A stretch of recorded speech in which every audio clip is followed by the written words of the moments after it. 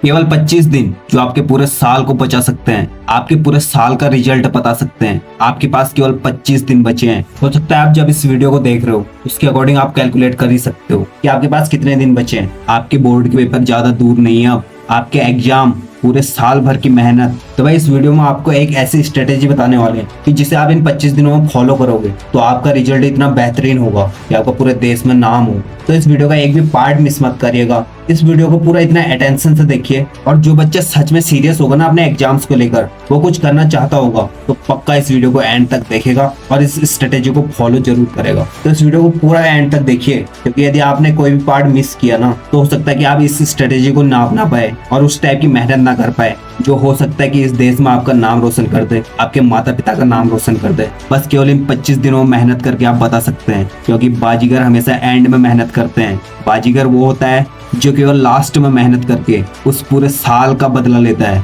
इस दुनिया को दिखा देता है कि आखिरकार उस बंदे में पावर क्या है। असली बाजीगर वही कहलाता है जो लास्ट में हार्ड वर्क और अपना स्मार्ट वर्क दिखा के इस दुनिया को अपनी ताकत का अंदाजा बताता है। भाई चाहे आपने अभी तक कितनी भी मेहनत करी हो, कितनी भी पढ़ाई करी हो, या फिर अभी आपने कुछ स्टार्ट भी नहीं किया है, तो भाई ये टाइम आ गया है तुम्हारा। केवल 25 दिन, इन 25 दिनों में वो कर दिखाओ जो आप इस दुनिया को दिखाना चाहते हो। उन रिलेटिव्स को वो दिखाओ जो आपके पेरेंट्स से बार बार कहते रहते हैं कि आपका बच्चा तो कुछ करता ही नहीं है, केवल फोन पे लगे रहता है। अपने आसपास के लोगों को दिखाओ कि आखिरकार तुम कर क्या सकते हो मेरे भाई, आप में वो पावर है जो इस दुनिया में किसी पर नहीं है। और जो लोग ये कहते हैं ना, उन्हीं को अपना कॉम्पिटिटर बना के, उन्हीं से कंपटीशन करके उनको ऐसा मुंह तोड़ जवाब दो। और मैं नहीं कह रहा कि केवल आप मुंह से बोलो, आपके नंबर्स, आपके जो एग्जाम्स में परसेंटेज आएगी ना, वो आपका जवाब होगा। तो भाई शुरू हो जाओ हमारे साथ इस स्ट्रेटेजी को जानने के लिए। चाहे आपने पूरे साल भर कुछ पढ़ा हो या ना पढ़ा हो, बस आपका रिजल्ट केवल ये 25 दिन डिसाइड करेंगे कि आपका रिजल्ट कैसे होने वाला है और आपके एग्जाम्स कैसे जाने वाले हैं।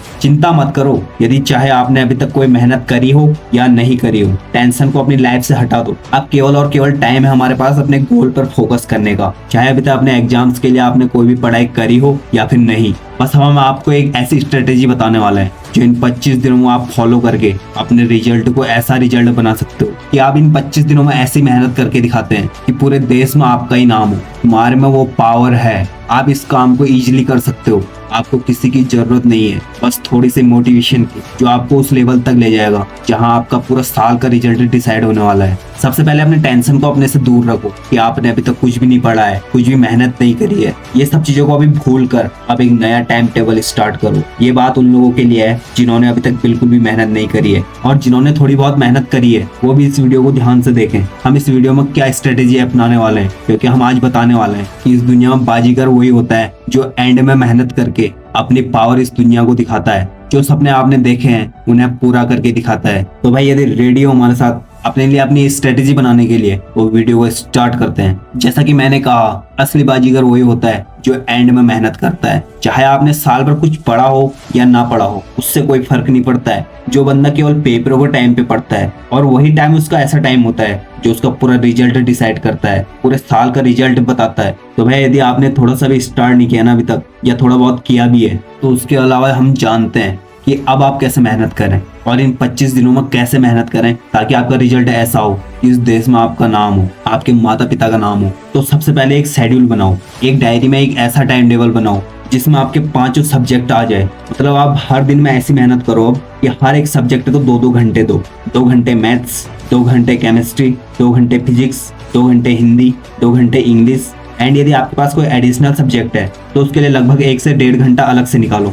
और दिन में होते हैं 24 घंटे, उसमें से आपने 2-2 घंटे हर एक सब्जेक्ट को दिए। मतलब हमारे पास है 5 सब्जेक्ट, मैं जो मान के चल रहा हूँ। यदि आपके पास कोई एडिशनल सब्जेक्ट है और वो सब्जेक्ट केवल एक ही होता है, तो उसके लिए आप 1 से 1.5 घंटा अलग से निकालें। तो मतलब हमें इन 25 दिनों में अपने पढ़ाई को 10 से 12 घंटे देने ही देने हैं। उसमें से 5 घंटे आप सुबह के निकालो। मेरा मतलब सुबह का कहना ये है कि मतलब ये जो 10 से 12 घंटे हैं, इन्हें 2 पार्ट में डिवाइड करो। एक तो मॉर्निंग टाइम में और दूसरा इवनिंग टाइम में।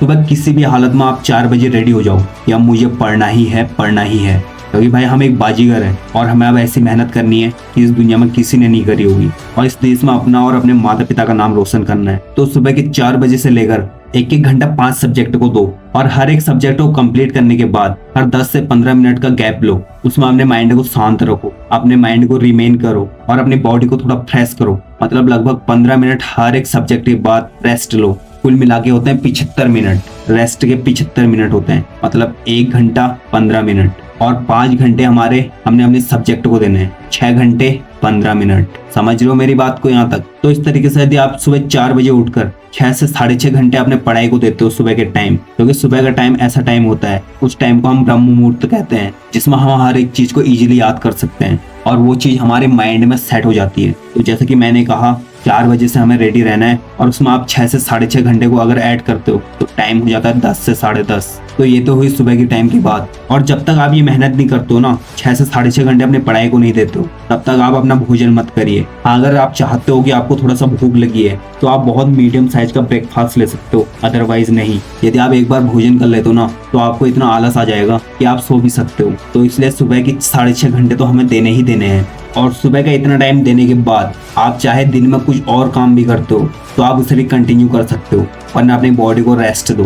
तो उसके बाद हम आ जाते हैं शाम के टाइम पर। और शाम का टाइम ऐसा टाइम रखो कि शाम को भी आपको 6 से 6.5 घंटे तो मेहनत करनी है, और वही रूटीन हमारा रिपीट होगा, मतलब हर एक सब्जेक्ट को 1-1 घंटा देना और बीच बीच में 10 से 15 मिनट रेस्ट करना। तो इस तरीके से 6 से 6.5 घंटे शाम के टाइम को भी देना है। और शाम को आप रेडी हो जाओ 6 बजे पढ़ने के लिए, और 6 बजे अपने आप को प्रिपेयर करके रेडी हो जाओ। और इस तरीके से आप 6 बजे से यदि पढ़ते हो तो शाम को 12 से 12:30 बजे तक पढ़ो ही पढ़ो, क्योंकि 6 से 6.25 घंटे हमें अपने पढ़ाई को देने ही है एक टाइम। और इस टाइम पे हमें कोई नया चीज नहीं पढ़ना है, हमने जो सुबह पढ़ा है उसे केवल रिवाइज करना है। और जो चीज आप पढ़ोगे ना वो कोई फालतू की चीज नहीं होनी चाहिए, वो टॉपिक्स केवल वही टॉपिक्स हों जो आपको लगता है कि ये मेन है और ये एग्जाम में आ सकते हैं। तब जाके देखो आपकी कैसी पढ़ाई चलती है, तब जाके देखो कि आपका हार्डवर्क कितना काम आता है। और भाई क्योंकि हमें बहुत तगड़ी मेहनत करनी है तो उसके लिए फालतू की चीजें तो हमें छोड़ना ही होगा। और यदि चाहते हो ना सच में कि मैंने अपने देश में नाम करना है अपना, तो भाई ये तगड़ी मेहनत तो आपको करनी ही पड़ेगी, चाहे आप अपने भोजन को भी त्याग दो, लेकिन इस रूटीन के साथ चलो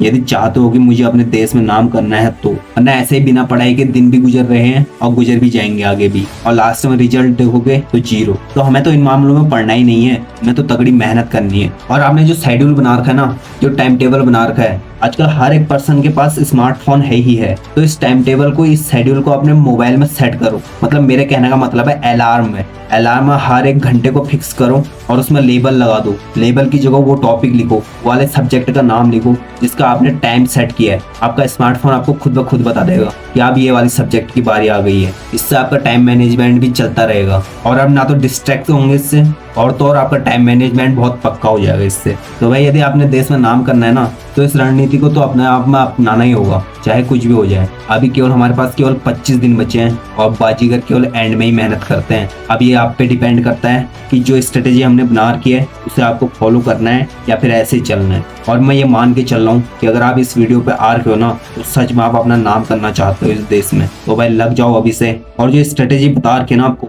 इसे regularly 25 days, only 25 days follow कर लो। भाई आपका पूरा साल का रिजल्ट यही डिसाइड करता है कि आप इस टाइम पे कितना मेहनत करते हो। चाहे आपने साल भर कुछ पढ़ा हो ना पढ़ा हो, वो सबको छोड़ो और लग जाओ अभी से। अपने टाइम को बर्बाद मत करो, बस अभी से लग जाओ, क्योंकि भाई आगे कुछ करना है तो अभी तो मेहनत करनी होगी। और ये एग्जाम आपका पूरे साल का रिजल्ट बताता है और आगे काम आता है, और फ्यूचर में आगे काम आता है। मतलब ये 25 दिन आपकी ऐसी जड़ है ना, ऐसी बुनियाद है जो आपको फ्यूचर में रिजल्ट देने वाली है। ये आपकी मार्कशीट हर एक जगह काम आएगी, चाहे आप किसी भी फील्ड में काम करो। तो इससे जुड़ जाओ अभी से। और मैं ये केवल 25 दिनों के लिए ही नहीं बता रहा हूँ, ये आप आगे भी फॉलो कर सकते हो अपनी लाइफ में, क्योंकि आप एक बाजीगर हो, हमेशा आगे रहोगे। तो यदि वीडियो अच्छी लगी हो तो इस वीडियो को जरूर ज्यादा से ज्यादा लोगों तक शेयर करें, अपने ही जैसे किसी स्टूडेंट को शेयर करें, ताकि जिस बंदे ने अभी तक कोई भी मेहनत नहीं करी है ना, हो सकता है कि उसकी कोई भी मजबूरी हो, वो अपनी मेहनत नहीं कर पा रहा है, तो प्लीज इस वीडियो को जरूर ज्यादा से ज्यादा लोगों तक शेयर करें। और यदि वीडियो अच्छी लगी तो हमारे चैनल को सब्सक्राइब करें,